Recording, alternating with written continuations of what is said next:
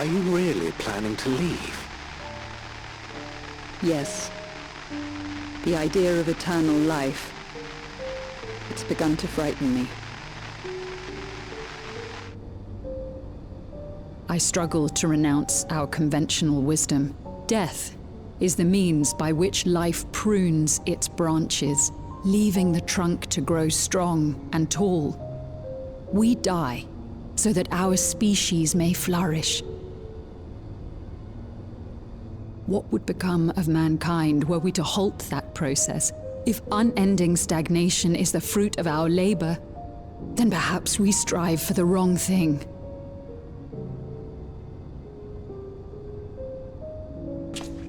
Your argument is a rejection of Master Calix's vision. I suppose it is. Perhaps such dread would not plague me, were I capable of sharing his perspective on the subject. But I cannot. He and I are too different, in too many ways. I lack his extraordinary genius. I had no illness threatening to cut my life short, no singularity of will to cut away all distractions and focus solely upon research.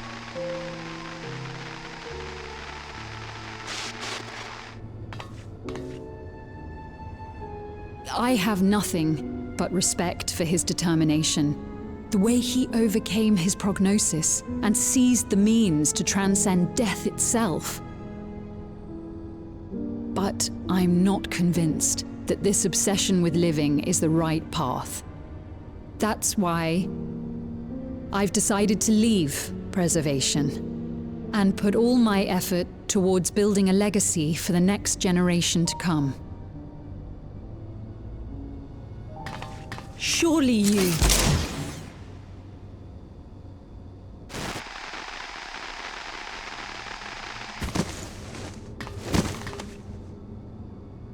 Protocol, you understand. There can be no exceptions.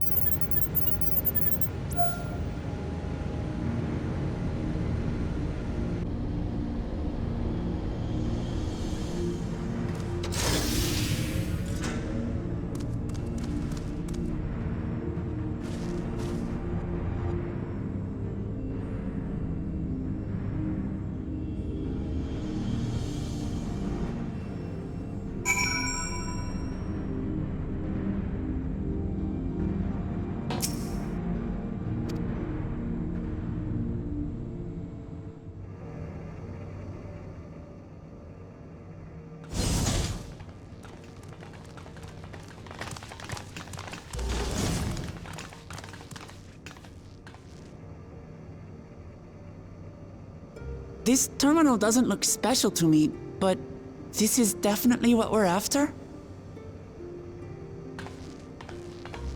It is, but whether or not it will suffice for our purposes is another question.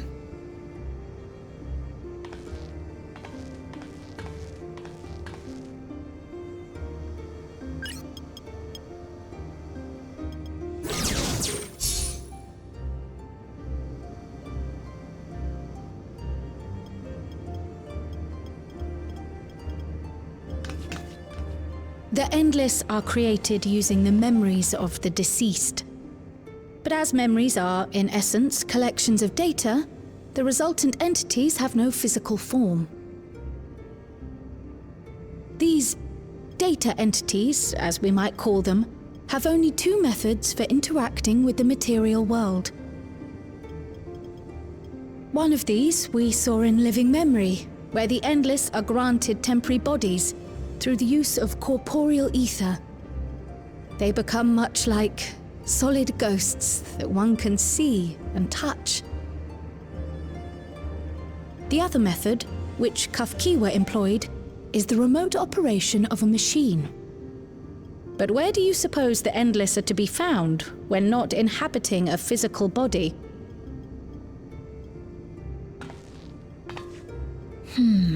The Endless are memories, and if memories are data, then...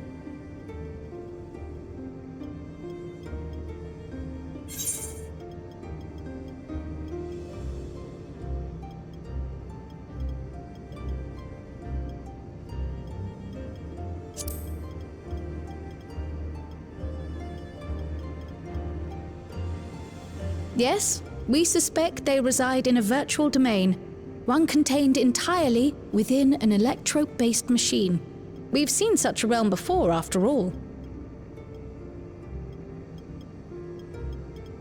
Oh, you mean like the Alexandria made from the Endless Fiend's memories? It all seems so real. So this virtual domain, it would also be housed within the Meso terminal. But how? I thought we shut down all the terminals in living memory. You did, and Kafkiwa's program performed just as she intended. The Meso terminal itself was deactivated, as evidenced by the failure of the device which was keeping Spheen's body in stasis. Be that as it may, we face a master of electrope engineering. That he managed to partition and protect a sector harboring his own memories is well within the bounds of possibility. Let us say that the Meso terminal does indeed contain a second domain, and that Calyx himself resides there. This city, on the other hand, exists here in the source. That being the case, I thought perhaps we could prevent his remote interference by closing the gate to the Golden City, and thus severing the connection between worlds. Except I tried to close it once already when I visited living memory. The process required administrative authorization, a restriction I assumed at the time had been imposed by the Queen. But now you think Calyx might be responsible.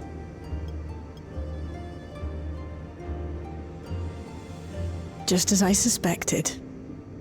Even now, security transmissions from throughout the keep are being tapped by the core system and routed elsewhere.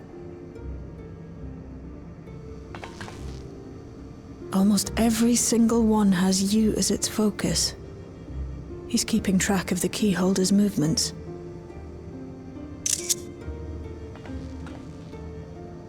Time's up, and what a waste of time it's been.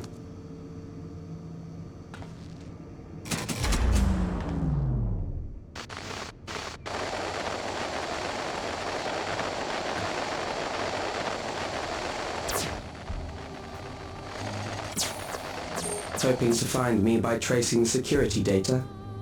That will not be necessary.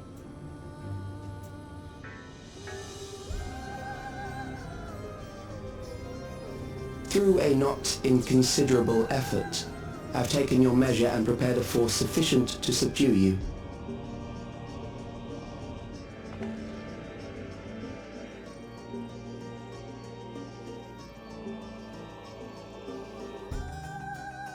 Come. I invite you to the upper reaches of the Meso terminal. The storage device which holds my memories is there. Break the memory bank and victory is yours.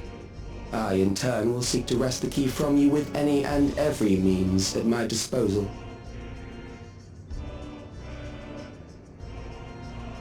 And if we refuse this invitation? I will wait and continue to convert Alexandrians into Endless.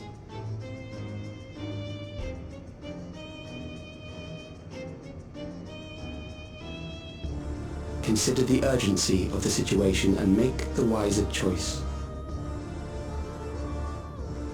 Answer me one question, Calyx. The Endless Fiend.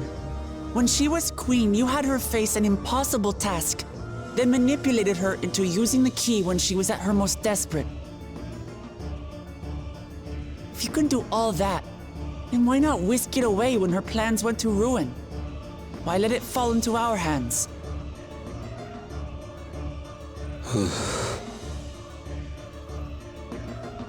You pour salt in the wound.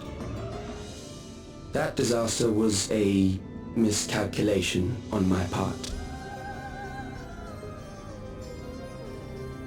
As her end drew near, Sphene and her restructured memories had become one with the terminal's control systems. In that singular place, in that singular moment, she wielded an authority greater than mine. Thus she was able to shield you, the neighboring sovereign to whom she entrusted her nation's future, and the hero to whom she entrusted that priceless key.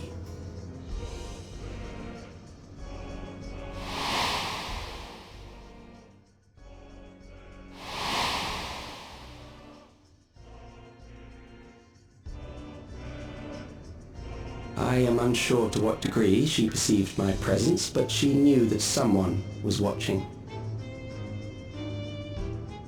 Does that satisfy your curiosity?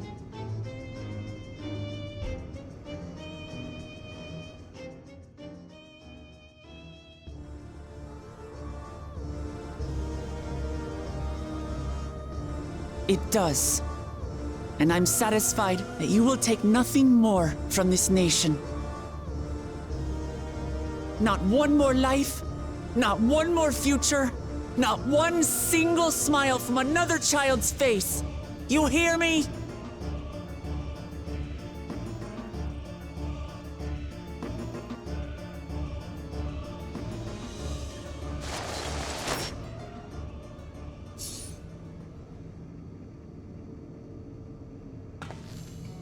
Sorry for losing my temper. But there's only one way we can deal with people like Calyx. Whatever grand future he envisions, someone will be made to pay the price. And I won't let that happen.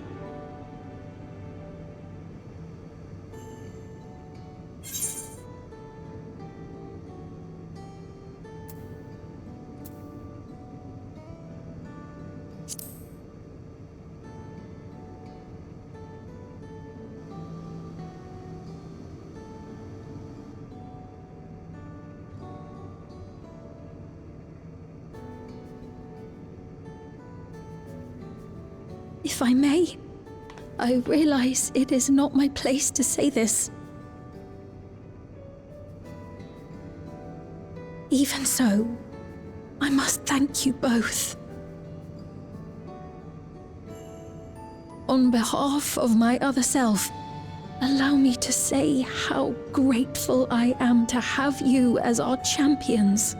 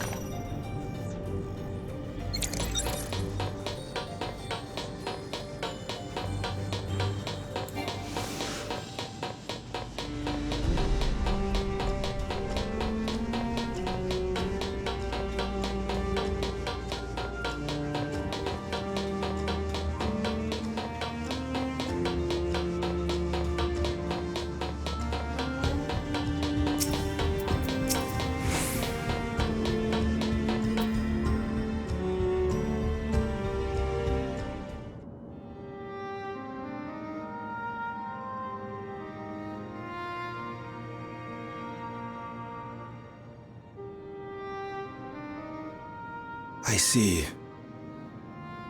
A difficult situation. In the absence of an official sovereign, I agree that it is not Preservation's place to dictate the future of our nation. However, I also cannot simply take a side and declare my support for your efforts to defeat Calyx.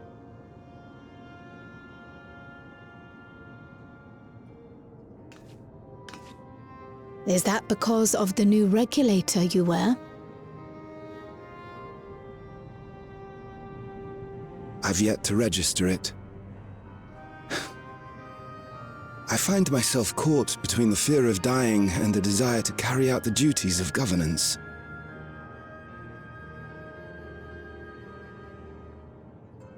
My greatest concern is how we shall stem this ever-increasing terror of mortality when becoming endless is no longer an option. And that's to say nothing of the recent slaughter committed by our own soldiers. The fact that such violence was perpetrated for the very purpose of creating endless will, paradoxically, make it more difficult to endorse your chosen course. It may not seem logical, but for those who lost friends and family in the attacks, halting the creation process altogether would render the deaths of their loved ones utterly meaningless. Is it not cruel to rob them of what little solace they could claim, when we have only just learned what it is to mourn? Tell me, how are we meant to overcome such tragedies? We stop begging others to teach us for a start.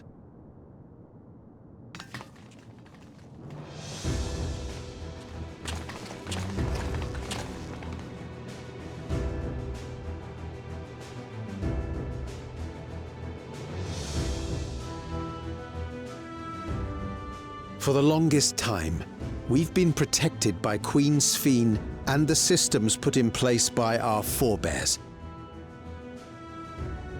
The hardships and responsibilities of life were distant things, and we felt entitled to our comforts, even as we barely noticed those who risked everything to keep us sheltered.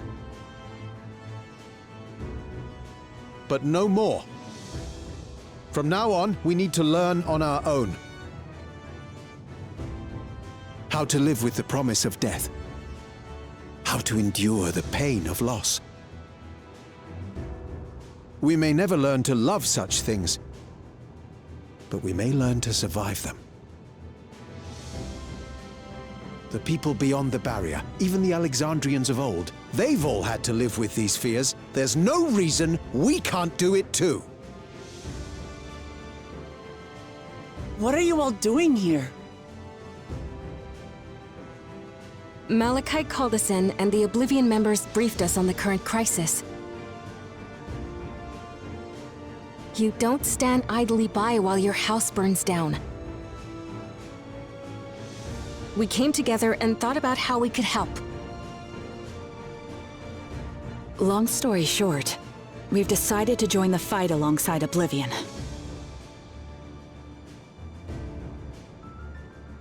I say fight, but we're well aware of how little use we'd be in actual combat. A battle of ideas, on the other hand. Now that we might be qualified to do something about. We'll talk to our neighbors and do our best to quell their fears. Convince them to make the most of this life and enjoy all it has to offer. Perhaps that will help to ease your burden.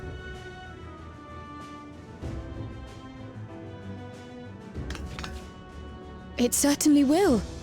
Even if a few are assuaged by your words, it will make things easier.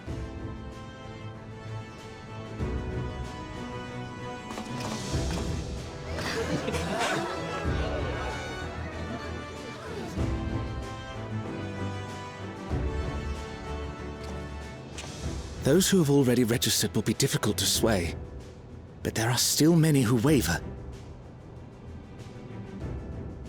Those are the ones we'll concentrate on. Gossen, if you truly care for the people of Alexandria, then now's the time to start thinking of ways to prevent more deaths.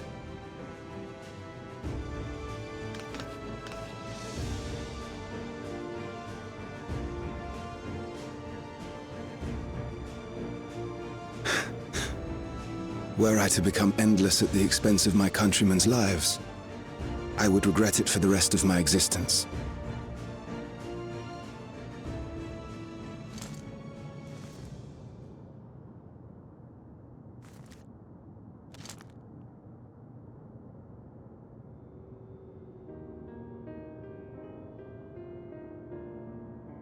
Forgive my weakness.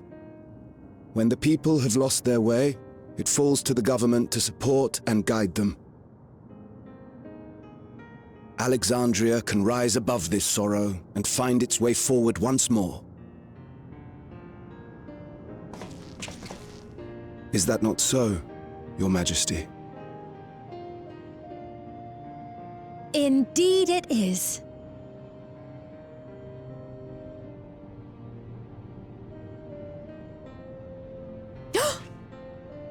No, that wasn't... what I meant to say was... Calm down, Sphene. Lamity, you used her name.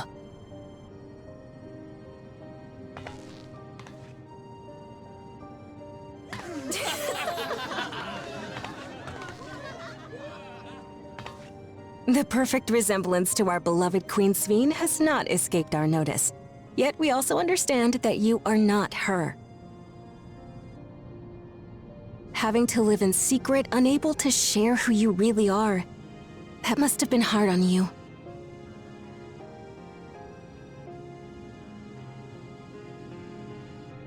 When you come back, please tell us all about yourself. I imagine yours is a rather outlandish story, but we're eager to hear it all the same. You're one of us, an Alexandrian, and we don't abandon our own.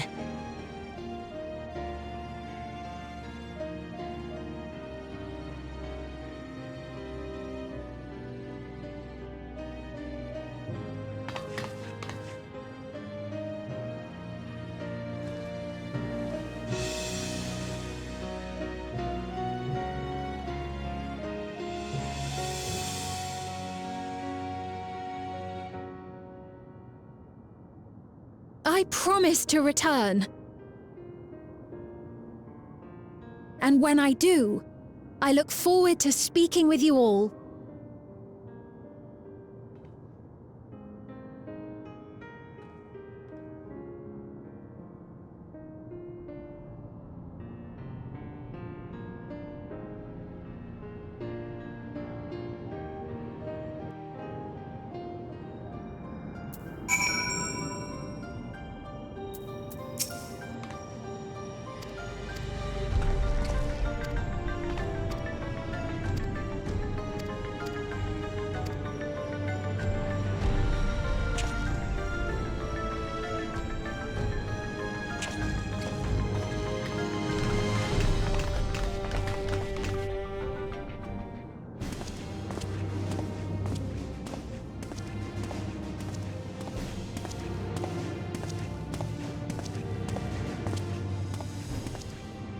Things seem much the same.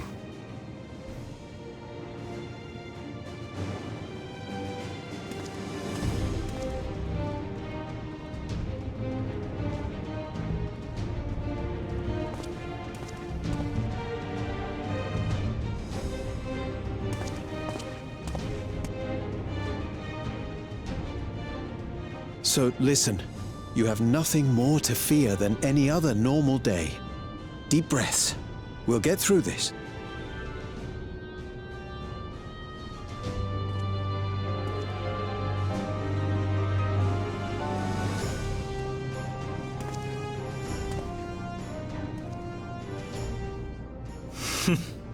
You'd be telling them much the same if you were here. I suppose it falls to me now.